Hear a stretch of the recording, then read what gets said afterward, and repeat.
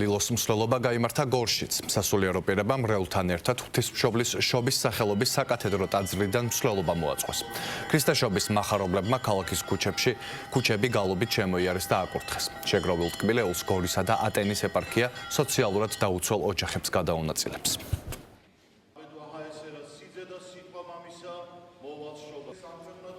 ეს არის დღე სიხარულის, იმედის,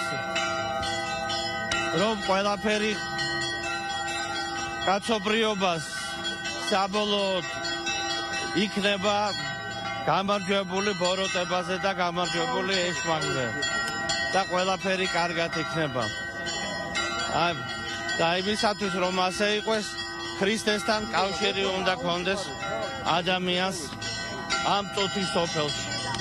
ამას ახარებს ეს საზეიმო მსვლელობა, ამას ახსენებს ადამიანებს. მინდა მიულოცო სრულიად საქართველოს გორის მაცხოვრებლებს, ასევე მინდა მიულოცო დროებით ოკუპირებულ ტერიტორიაზე მაცხოვრებელ ადამიანებს, შობის ბრწყინვალე დღესასწაული.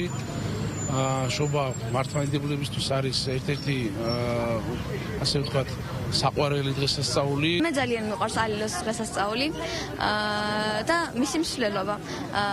მე ვიღებ მონაწილეობას ამ მსვლელობაში. ყველას გილოცავთ შობა ახალწელს, მრავალს დაესწარით. დღე ძალიან მნიშვნელოვანი დღეა, ყველას გილოცავთ შობა ახალწელს, მრავალს დაესწარით.